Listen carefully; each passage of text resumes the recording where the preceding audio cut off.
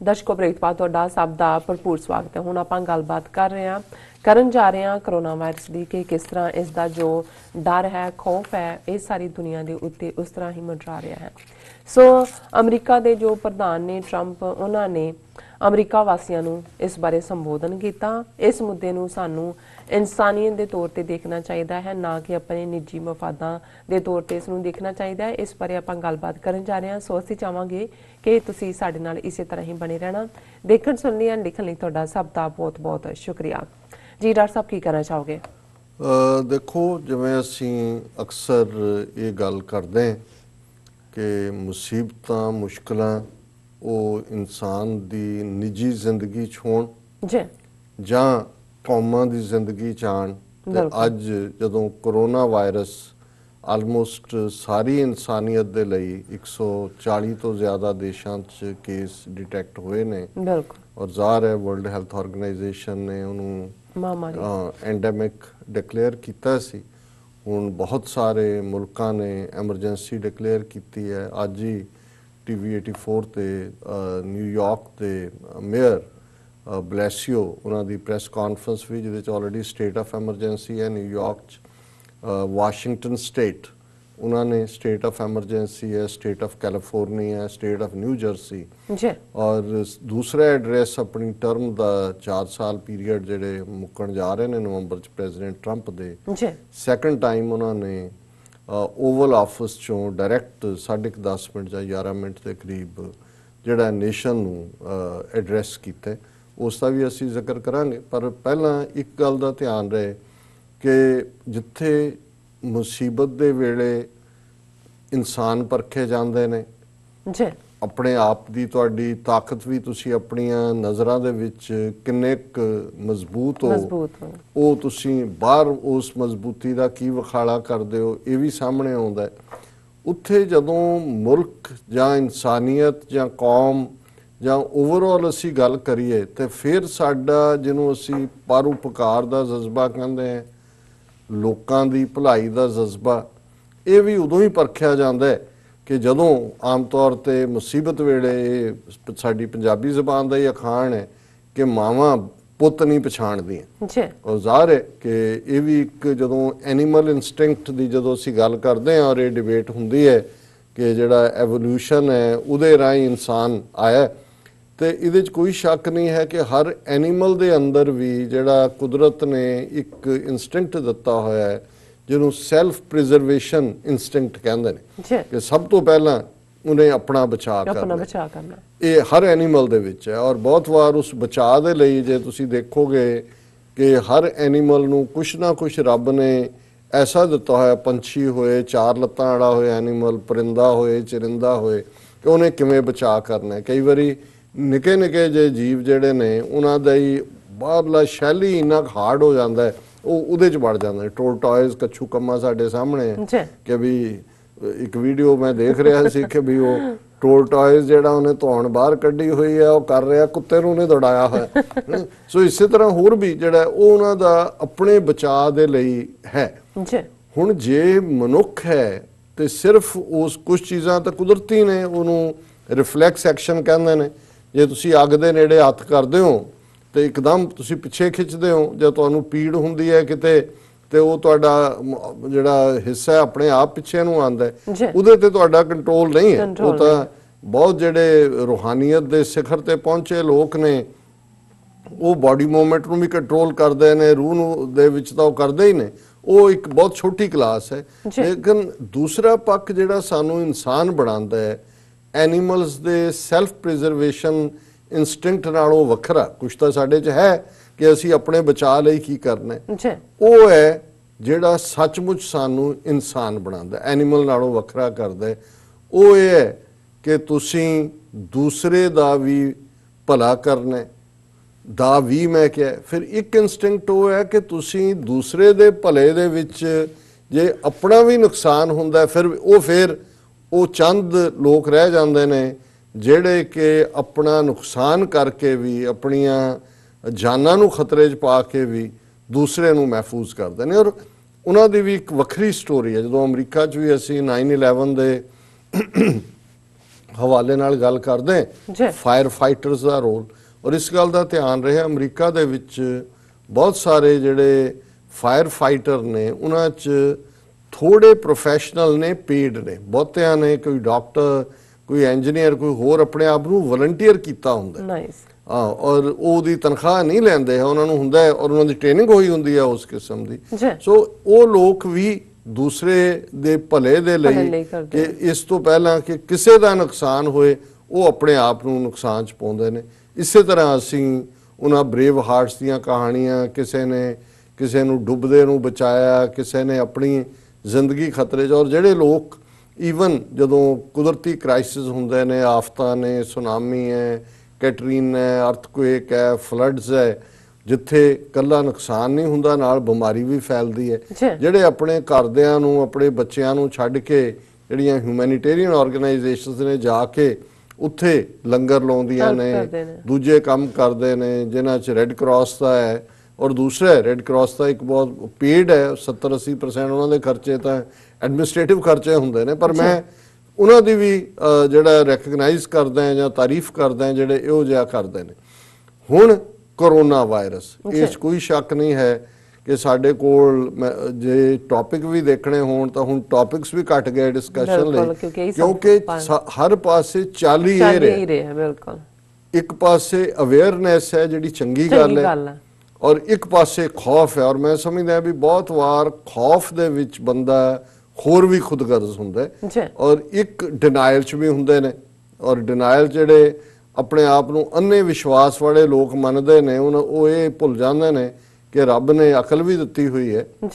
ਕੱਲਾ ਫੇਥ, ਬਹੁਤ ਫੇਥ ਜ਼ਰੂਰੀ ਹੈ, ਈਮਾਨ ਰੱਬ ਦੇ ਉੱਤੇ ਤੁਹਾਡਾ ਜਿਹੜਾ ਅਨਸ਼ੇਕੇਬਲ ਫੇਥ ਹੋਣਾ ਚਾਹੀਦਾ, ਪਰ ਮੈਟਰਸ ਨੂੰ ਡਿਸਾਈਡ ਕਰਨ ਵੇਲੇ ਉਸ ਫੇਥ ਦੇ ਨਾਲ ਤੁਸੀਂ ਅਕਲ ਦਾ ਵੀ ਇਸਤੇਮਾਲ ਕਰਦੇ ਹੋ, ਔਰ ਉਹ ਅਸੀਂ ਦੇਖ ਰਹੇ ਹਾਂ ਵੀ ਕਿਵੇਂ ਕਿਸ ਕਿਸਮ ਦਾ ਝੂਠ। ਅਸੀਂ ਕੱਲ ਵੀ ਗੱਲ ਕੀਤੀ ਸੀ, ਸੋਸ਼ਲ ਮੀਡੀਆ ਤੇ ਕੋਈ ਲਸਣ ਨਾਲ ਇਲਾਜ ਕਰ ਰਿਹਾ, ਕੋਈ ਹੋਮਿਓਪੈਥੀ ਨਾਲ ਕਰ ਰਿਹਾ, ਕੋਈ ਖੂਹ ਦਾ ਕੁਝ ਹੋਰ ਕੱਢ ਕੇ ਦੇ ਰਿਹਾ, ਕੋਈ ਕਿਸੇ ਦਾ ਪਾਣੀ ਨੂੰ ਜਿਹੜਾ ਉਹ ਦੱਸ ਰਿਹਾ ਕਿ ਇਹ ਤਰਮਕ ਲੋ ਜਾਂ ਦੂਜਾ।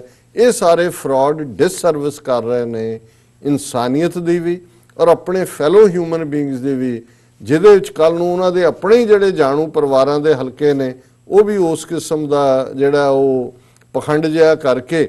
ਔਰ ਇਸ ਵੇਲੇ ਲੋੜ ਇੱਕ ਪਾਸੇ ਇhtiyat ਦੀ ਹੈ, ਪ੍ਰੀਵੈਂਟਿਵ ਹੈ ਜੀ, ਔਰ ਇਹ 'ਚ ਕੋਈ ਸ਼ੱਕ ਨਹੀਂ ਹੈ ਕਿ ਸਾਨੂੰ ਹਰ ਕੁਝ ਉਹ ਕਰਨਾ ਚਾਹੀਦਾ ਹੈ ਜੋ ਪ੍ਰੀਵੈਂਟਿਵ ਦੇ ਲਈ ਜ਼ਰੂਰੀ ਹੈ। ਹੁਣ ਜੇ ਵਾਸ਼ਿੰਗਟਨ ਸਟੇਟ ਦੀ ਅਸੈਂਬਲੀ ਨੇ, ਉਹਨਾਂ ਦੇ ਗਵਰਨਰ ਨੇ ਇਸ ਨੂੰ ਸਟੇਟ ਆਫ ਐਮਰਜੈਂਸੀ ਐਲਾਨਿਆ, ਉਹਦੇ 'ਚ ਉਹਨਾਂ ਨੇ ਈਵਨ ਧਾਰਮਿਕ ਅਦਾਰਿਆਂ ਨੂੰ ਵੀ ਕਿਹਾ ਕਿ ਵੀ ਗੈਦਰਿੰਗਸ ਨਾ ਹੋਣ ਦਿਓ, ਬਿਲਕੁਲ 200 ਤੋਂ ਜ਼ਿਆਦਾ ਲੋਕ ਕਿਤੇ ਨਾ ਹੋਣ। ਔਰ ਦੂਸਰਾ, ਔਰ ਜਿਹੜਾ ਰੈਂਟਨ ਸਿਐਟਲ ਦੀ ਗੁਰਦੁਆਰਾ ਕਮੇਟੀ, ਬਹੁਤ ਵੱਡਾ ਗੁਰਦੁਆਰਾ ਹੈ ਉੱਥੇ, ਉਹਨਾਂ ਨੇ ਜਿੱਥੇ ਹਜ਼ਾਰਾਂ ਸਿੱਖ ਸੰਗਤਾਂ ਵੀਕਐਂਡ ਤੇ ਆਉਂਦੀਆਂ, ਉਹਨਾਂ ਦੀ ਕਮੇਟੀ ਨੇ ਔਰ ਸੰਗਤ ਨੇ ਕੱਲ ਫੈਸਲਾ ਕਰਕੇ ਉਹਨਾਂ ਨੇ ਕਿਹਾ ਵੀ ਸੈਚਰਡੇ ਔਰ ਸੰਡੇ ਦੇ ਦੀਵਾਨ ਸਾਡੇ ਨਹੀਂ ਹੋਣਗੇ, ਅੰਦਰ ਕੀਰਤਨ ਹੋਏਗਾ, ਉਹ ਘਰ ਬੈਠੀ ਸੰਗਤ ਜਿਹੜੀ ਆ ਉਹ YouTube ਰਾਹੀਂ ਦੇਖ ਸਕਦੀ ਹੈ।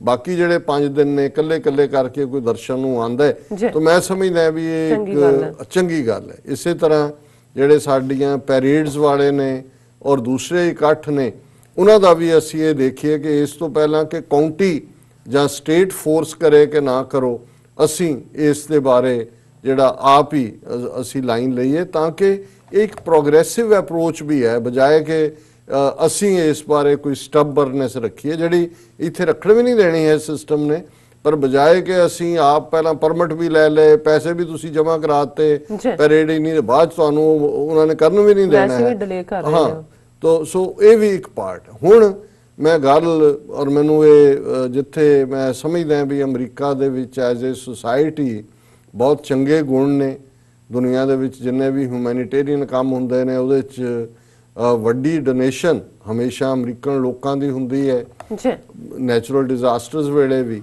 ਪਰ ਪ੍ਰੈਜ਼ੀਡੈਂਟ ਟਰੰਪ ਦਾ ਜਿਹੜਾ ਖਾਸ ਤੌਰ ਤੇ ਐਡਰੈਸ ਸੀ ਉਹ ਮੈਨੂੰ ਚੰਗਾ ਨਹੀਂ ਲੱਗਾ, ਇਸ ਲਈ ਕਿ ਇੱਕ ਤਾਂ ਕੋਈ ਵੀ, ਔਰ ਇਹ ਨਹੀਂ ਕਿ ਮੈਂ ਹੀ ਇਹ ਗੱਲ ਕਹਿ ਰਿਹਾ, ਉਹਨਾਂ ਦੇ ਉਸ ਐਡਰੈਸ ਨੂੰ ਲੈ ਕੇ ਜਿਹੜਾ ਈਵਨ ਇਮੀਡੀਏਟ ਬਾਅਦ ਜਿਹੜੇ ਐਨਾਲਿਸਟ ਸੀ ਉਹ ਆਏ ਔਰ ਉਹਨਾਂ ਨੇ ਕਿਹਾ ਕਿ ਵੀ ਇਹ ਇੱਕ ਜਿਹੜਾ ਅਨ ਅਮਰੀਕਨ ਹੈ। ਅਨ ਅਮਰੀਕਨ ਇਸ ਲਈ ਤੁਸੀਂ ਕਹਿ ਰਹੇ ਹੋ ਕਿ ਗੋਡ ਬਲੈਸ ਅਮਰੀਕਾ, ਜ਼ਰੂਰ ਗੋਡ ਬਲੈਸ ਅਮਰੀਕਾ ਹੈ, ਲੇਕਿਨ ਤੁਹਾਨੂੰ ਇੱਕਦਮ ਤੁਸੀਂ ਇਹ ਕਹੋ ਜੀ ਸਾਡੇ ਬੈਂਕ ਵੀ ਬੜੇ ਪਾਵਰਫੁਲ ਨੇ, ਫਾਈਨੈਂਸ਼ੀਅਲ ਇੰਸਟੀਟਿਊਸ਼ਨਸ ਵੀ, ਇਕਨੋਮੀ ਵੀ ਸਾਡੀ ਬੜੀ ਪਾਵਰਫੁਲ ਹੈ, ਅਸੀਂ ਇੰਨੇ 7-8 ਬਿਲੀਅਨ ਰਿਸਰਚ ਲਈ ਕੱਢੇ ਨੇ, ਇੰਨੇ 40 ਬਿਲੀਅਨ 45 ਸਮਾਲ ਬਿਜ਼ਨਸਿਸ ਨੂੰ ਦੇਣ ਲਈ ਨੇ, ਉਹਨਾਂ ਨੂੰ ਲੋਨ ਦਿੱਤੇ ਜਾਣ ਜਾਂ ਦੂਜੇ। ਪਰ ਜਿਸ ਅੰਦਾਜ਼ ਦੇ ਵਿੱਚ ਉਹਨਾਂ ਨੇ ਚਾਈਨਾ ਦਾ ਨਾਂ ਲਿਆ, ਫੋਰਨ ਵਾਇਰਸ ਉਹਨੂੰ ਕਿਹਾ ਜੀ, ਔਰ ਇਹ ਸਾਰਾ ਇਵੇਂ ਹੀ ਹੈ ਜਿਵੇਂ ਕੁਝ ਚੀਜ਼ਾਂ ਹਮੇਸ਼ਾ ਹੀ ਇਹ ਅਮਰੀਕਾ ਦੀ ਨਹੀਂ ਵੈਸਟਰਨ ਵਰਲਡ ਦੇ ਵਿੱਚ ਰਹੇ। ਜਦੋਂ HIV ਚੱਲੀ, ਪਹਿਲੇ ਉਹਦੇ ਕੇਸ ਡਿਟੈਕਟ ਹੋਏ ਤਾਂ ਉਹਨੂੰ ਅਫਰੀਕਾ ਦੇ ਗਲ 'ਚ ਮੜ ਦਿੱਤਾ ਗਿਆ ਕਿ ਜਿਵੇਂ, ਔਰ ਉਹ ਇੱਕ ਇਸ ਕਿਸਮ ਦਾ ਸਟੀਰੀਓਟਾਈਪ ਬਣਾ ਦਿੱਤਾ ਕਿ ਜਿਵੇਂ ਹਰ ਕਾਲਾ ਬੰਦਾ ਜਿਹੜਾ ਹੈ ਉਹ ਉਸ ਨੂੰ ਲੈ ਕੇ ਤੁਰਿਆ। ਫਿਰ ਕਾਲਿਆਂ ਦੀ ਜਾਨ ਛੁੱਟੀ ਤੇ ਫਿਰ ਉਹਨੂੰ ਹੋਮੋਸੈਕਸ਼ੂਅਲਸ ਦੇ ਨਾਲ ਜੋੜ ਦਿੱਤਾ ਗਿਆ ਕਿ ਜੀ ਇਹਨਾਂ 'ਚ ਹੁੰਦਾ ਇਹੀ ਜਿਵੇਂ ਉਹਨਾਂ ਦੇ ਖਿਲਾਫ ਜਿਹੜੀ ਹੈ ਫਿਰ ਇੱਕ ਲਿੰਚਿੰਗਸ ਵੀ ਔਰ ਵਾਇਲੈਂਸ ਵੀ ਕਿ ਐਜ਼ ਇਫ ਇਹੀ ਬਿਮਾਰੀ ਦਾ ਕਾਰਨ ਨੇ।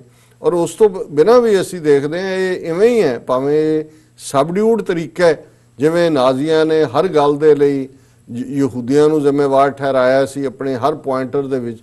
ਔਰ ਅਲਟੀਮੇਟਲੀ ਇਹ ਨਹੀਂ ਕਿ ਇਕੱਲੇ ਨਾਜ਼ੀਆਂ ਨੇ ਨਸਲਕੁਸ਼ੀ ਕੀਤੀ ਯਹੂਦੀਆਂ ਦੀ ਜਾਂ ਜਿਪਸੀਆਂ ਦੀ, ਕਿਉਂਕਿ ਜਿਪਸੀ ਵੀ ਉਹਨਾਂ ਨੂੰ ਲੁਟੇਰੇ, ਠੱਗ, ਚੋਰ, ਔਰ ਇਹੀ ਹੁੰਦਾ ਸੀ ਕਿ ਜਦੋਂ ਕਿਤੇ ਜਿਪਸੀਆਂ ਦੇ ਕੋਈ ਗਰੁੱਪ ਜਾ ਰਹੇ ਨੇ ਸ਼ਹਿਰਾਂ ਦੇ ਵਿੱਚ ਪਹਿਲਾਂ ਹੀ ਡੋਂਡੀ ਪਿਟਾ ਦਿੱਤੀ ਜਾਂਦੀ ਸੀ ਕਿ ਭਾਈ ਆਪਣਾ ਸੰਭਾਲ ਲਓ ਚੀਜ਼ਾਂ, ਚੋਰ ਲੁਟੇਰੇ ਆ ਗਏ ਨੇ। ਔਰ ਇਹੀ ਕਾਰਨ ਹੈ ਕਿ ਨਾਜ਼ੀਆਂ ਨੇ ਜਿੱਥੇ ਯਹੂਦੀਆਂ ਨੂੰ ਮਾਰਿਆ ਤੇ ਵੱਡੀ ਗਿਣਤੀ ਦੇ ਵਿੱਚ ਜਿਪਸੀਆਂ ਨੂੰ, ਜਿਨ੍ਹਾਂ ਦਾ ਮੂਲ ਸਾਊਥ ਏਸ਼ੀਆ 'ਚੋਂ ਆਏ ਹੋਏ ਉਹ ਲੋਕ ਨੇ, ਅੱਜ ਵੀ ਉਹਨਾਂ ਦੇ ਨਾਲ ਮਾੜਾ ਸਲੂਕ ਹੁੰਦਾ ਹੈ ਯੂਰਪ ਦੇ ਵਿੱਚ। ਸੋ ਇਹ ਪਹਿਲਾਂ ਤੁਸੀਂ ਇੱਕ ਸਟੀਰੀਓਟਾਈਪ ਬਣਾ ਦਿੰਦੇ ਹੋ ਕਿ ਇਹ ਨਸਲ ਦੇ ਲੋਕ।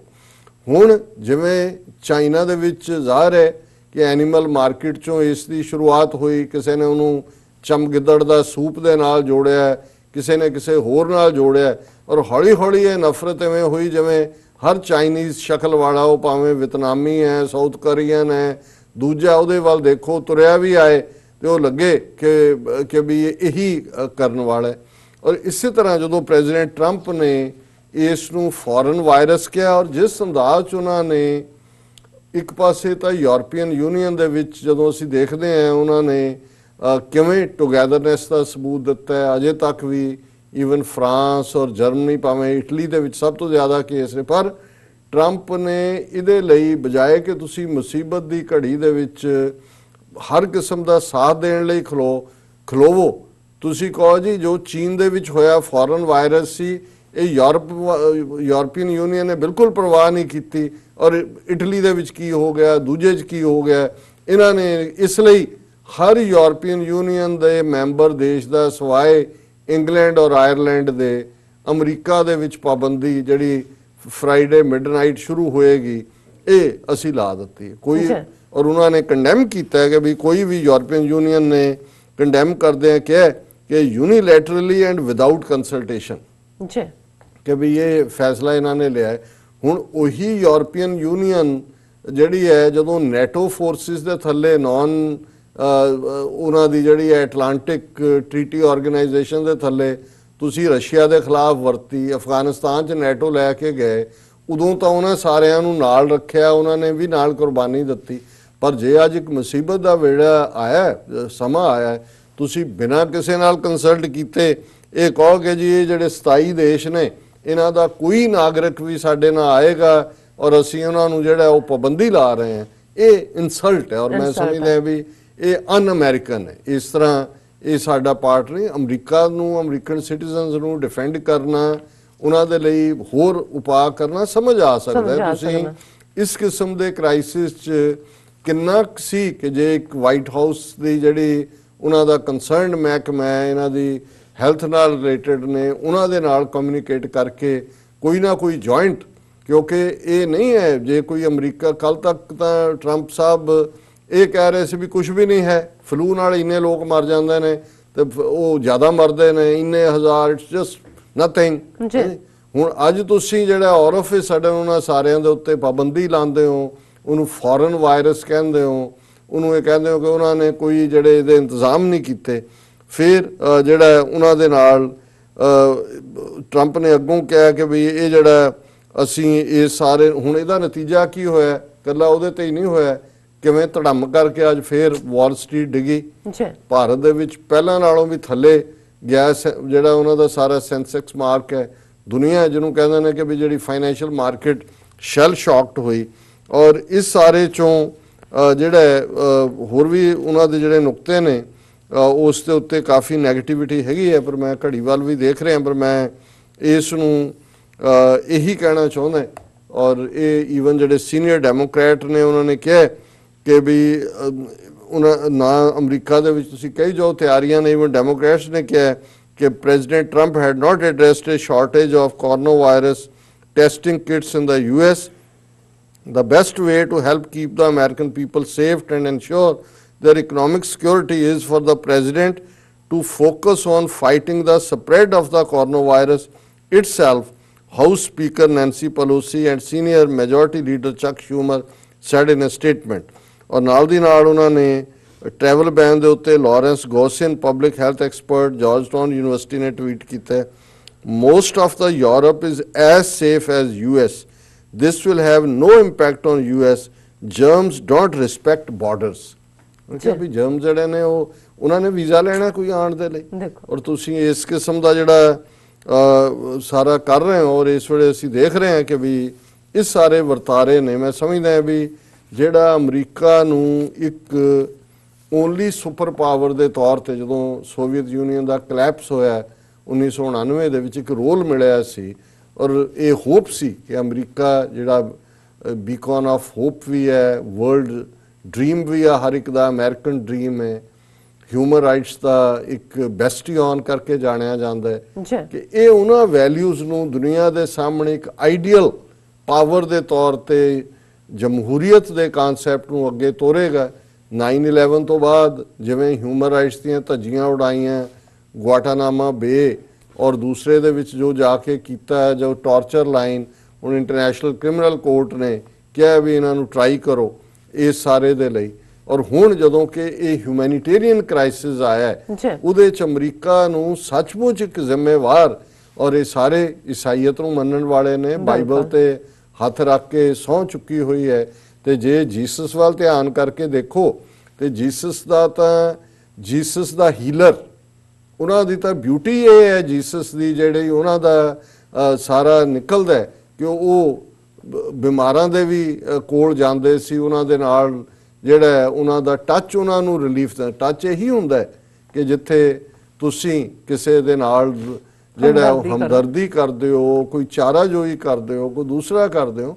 ਔਰ ਮੈਂ ਜਦੋਂ ਦੇਖਦਾ ਹਾਂ ਵੀ ਅੱਜ ਤਾਂ ਇਹ ਕੋਰੋਨਾ ਵਾਇਰਸ ਦੇ ਨਾਂ ਥੱਲੇ ਹੈ, ਜਦੋਂ ਮੈਂ ਐਟਲਾਂਟਾ ਸੀ ਤੇ ਭੈਣ ਜੀ ਉਹਨਾਂ ਦਾ ਸੰਬੰਧ ਭੋਪਾਲ ਨਾਲ ਹੈ, ਤੇ ਮੈਂ ਉਹਨਾਂ ਨੂੰ ਪੁੱਛ ਰਿਹਾ ਸੀ ਕਿ ਵੀ ਭੋਪਾਲ ਦੇ ਵਿੱਚ ਕੋਈ ਇਤਿਹਾਸਕ ਗੁਰਦੁਆਰਾ ਹੈ, ਤੇ ਉਹਨਾਂ ਨੇ ਦੱਸਿਆ ਕਿ ਇੱਕ ਬਹੁਤ ਵੱਡਾ ਗੁਰਦੁਆਰਾ ਜਿਹਨੂੰ ਟੇਕਰੀ ਸਾਹਿਬ ਕਹਿੰਦੇ ਨੇ, ਉਹਦਾ ਮਾਊਂਟ ਹਿੱਲ ਹੈ। ਔਰ ਉਹਦਾ ਇਤਿਹਾਸ ਇਹ ਹੈ ਕਿ ਜਦੋਂ ਗੁਰੂ ਨਾਨਕ ਸਾਹਿਬ ਭਾਈ ਮਰਦਾਨੇ ਨਾਲ ਗਏ, ਔਰ ਉਹ ਇਲਾਕਾ ਜਿਹੜਾ ਉਹ ਸ਼ਹਿਰ ਨਾਲੋਂ ਬਹੁਤ ਦੂਰ ਸੀ, ਔਰ ਇਹ ਯੂਰਪ ਦੇ ਵਿੱਚ ਵੀ ਸੀ, ਜਿਹਨੂੰ ਕੋਹੜ ਹੋ ਜਾਂਦਾ ਸੀ, ਉਹਨੂੰ ਕੋਈ ਬਸਤੀਆਂ 'ਚ ਰਹਿਣ ਨਹੀਂ ਸੀ ਦਿੰਦਾ, ਉਹ ਬਾਹਰ ਜੰਗਲਾਂ 'ਚ ਝੁੱਗੀਆਂ ਦੇ ਵਿੱਚ ਰਹਿੰਦੇ ਸੀ, ਤੇ ਉਹਨਾਂ ਨੂੰ ਕਦੀ ਕਦਾਈ ਕੋਈ ਪਹੁੰਚ ਕੇ ਰੋਟੀ ਦੂਰੋਂ ਅੱਧੇ ਮੀਲ ਤੋਂ ਸੁੱਟਦਾ ਸੀ। ਕਹਿਣ ਲੱਗੇ ਵੀ ਉੱਥੇ ਇੱਕ ਕੋਹੜੀ ਸੀ ਟੇਕਰੀ ਦੇ ਉੱਤੇ ਇਕੱਲਾ ਰਹਿੰਦਾ। ਗੁਰੂ ਨਾਨਕ ਸਾਹਿਬ ਨੇ ਭਾਈ ਮਰਦਾਨੇ ਦੇ ਨਾਲ ਉਸ ਕੋਹੜੀ ਦੀ ਉਸ ਝੁੱਗੀ ਦੇ ਵਿੱਚ ਰਾਤ ਗੁਜ਼ਾਰੀ, ਉਹਦੀ ਮਲਮ ਪੱਟੀ ਕੀਤੀ, ਉਸ ਨੂੰ ਧਰਵਾਸ ਦਿੱਤਾ। ਔਰ ਇਹੀ ਇਤਿਹਾਸ ਕੱਲਾ ਇੱਥੇ ਨਹੀਂ, ਸਾਡੇ ਲਹਿੰਦੇ ਪੰਜਾਬ ਦੇ ਵਿੱਚ ਦੀਪਾਲਪੁਰ ਇੱਕ ਵੱਡਾ ਹੈ, ਔਰ ਦੀਪਾਲਪੁਰ ਦੇ ਨਾਲ ਮੈਨੂੰ ਨਹੀਂ ਪਤਾ ਵੀ ਉੱਥੇ ਗੁਰਦੁਆਰਾ ਹੁਣ ਮੌਜੂਦ ਹੈ ਜਾਂ ਨਹੀਂ, ਲੇਕਿਨ ਜਦੋਂ ਅਸੀਂ ਗੁਰੂ ਨਾਨਕ ਸਾਹਿਬ ਦੀ ਉਦਾਸੀਆਂ ਦਾ ਕਿ ਜਦੋਂ ਉਹਨਾਂ ਨੇ ਦੁਨੀਆ ਦੇ ਵਿੱਚ ਸੱਚ ਦਾ ਪਿਆਰ ਦਾ ਸੁਨੇਹਾ ਦੇਣ ਲਈ ਟਰੈਵਲ ਸ਼ੁਰੂ ਕੀਤੀਆਂ, ਤੇ ਇੱਕ ਉਹਨਾਂ ਦਾ ਜਿਹੜਾ ਸਟੇ ਸੀ ਉਹ ਦੀਪਾਲਪੁਰ ਸੀ। ਔਰ ਉਹਦਾ ਵੀ ਇਹੀ ਐਗਜ਼ੈਕਟ ਇਤਿਹਾਸ ਹੈ ਕਿ ਕੋਹੜੀ ਜਿਹੜਾ ਕਿ ਦੁਖੀ ਜਿਸ ਨੂੰ ਬਸਤੀ ਤੋਂ ਬਾਹਰ ਉਸ ਦੀ ਉਸ ਝੁੱਗੀ ਦੇ ਵਿੱਚ ਗੁਰੂ ਸਾਹਿਬ ਨੇ ਰਾਤ ਗੁਜ਼ਾਰੀ, ਉਸ ਦੀ ਜਿਹੜੀ ਹੈ ਉਹ ਸਾਫ਼ ਸਫਾਈ ਕੀਤੀ, ਔਰ ਉਸ ਦੇ ਨਾਲ ਬੈਠ ਕੇ ਰੱਬ ਦੇ ਗੁਣ ਗਾਏ। ਸੋ ਰੱਬ ਦੇ ਵਿੱਚ ਯਕੀਨ ਰੱਖਣ ਵਾਲੇ ਲੋਕ ਤਾਂ ਮੁਸੀਬਤ ਦੀ ਘੜੀ ਦੇ ਵਿੱਚ ਆਪਣਾ ਆਪ ਖਤਰੇ 'ਚ ਪਾਉਂਦੇ ਨੇ। ਔਰ ਜਿਸ ਕਿਸਮ ਦਾ ਇਹ ਸਾਰਾ ਆਫੀਸ਼ੀਅਲ ਅਮਰੀਕਨ ਪ੍ਰੈਜ਼ੀਡੈਂਟ ਦੀ ਲਾਈਨ ਹੈ, ਇਹ ਮੈਂ ਸਮਝਦਾ ਵੀ ਕੋਈ ਜਿਹੜਾ ਉਹ ਸਾਡਾ ਮਾਨ ਸਨਮਾਨ ਨਹੀਂ ਵਧਾਉਂਦੀ। ਔਰ ਇਹ ਸਾਡੀਆਂ ਮਜ਼ਹਬੀ ਜਿਹੜੀਆਂ, ਬੇਸ਼ੱਕ ਕੋਈ ਕਿਸੇ ਮਜ਼ਹਬ 'ਚ ਵੀ ਯਕੀਨ ਰੱਖਦਾ, ਅਲਟੀਮੇਟਲੀ ਤਾਂ ਇਨਸਾਨੀਅਤ ਤੋਂ ਵੱਡਾ ਤਾਂ ਕੋਈ ਨਹੀਂ ਹੈ। ਬਿਲਕੁਲ। ਔਰ ਮੈਨੂੰ ਇਸ ਗੱਲ ਦਾ ਅਫਸੋਸ ਵੀ ਹੋਇਆ ਇਹ ਅਫਸੋਸ ਸੁਣ ਹੋਇਆ। ਕੇ। ਮੈਂ ਉਹ ਸਾਰੀ ਸਪੀਚ ਖੁਦ ਸੁਣੀ ਬਾਰ-ਬਾਰ 2 ਵਾਰੀ, ਔਰ ਮੈਨੂੰ ਲੱਗਿਆ ਕਿ ਨਹੀਂ, ਇਹ ਈਵਨ ਅਮਰੀਕਨ ਵੈਲਿਊਜ਼, ਇਨਸਾਨੀਅਤ ਔਰ ਜਿਹੜਾ ਹੈ ਉਹਨਾਂ ਵੈਲਿਊਜ਼ ਦੇ ਉੱਤੇ ਇਹ ਪੂਰਾ ਨਹੀਂ ਉਤਰਦਾ। ਜੀ ਡਾਕਟਰ ਸਾਹਿਬ, ਤੁਹਾਡਾ ਬਹੁਤ ਬਹੁਤ ਸ਼ੁਕਰੀਆ। ਇੱਥੇ ਲੈਣਾ ਬ੍ਰੇਕ। ਵਿਊਅਰਸ ਤੁਸੀਂ ਸਾਡੇ ਨਾਲ ਇਸੇ ਤਰ੍ਹਾਂ ਹੀ ਬਣੇ ਰਹਿਣਾ। ਮਿਲਦੇ ਹਾਂ ਛੋਟੇ ਜਿਹੇ ਬ੍ਰੇਕ ਤੋਂ ਬਾਅਦ।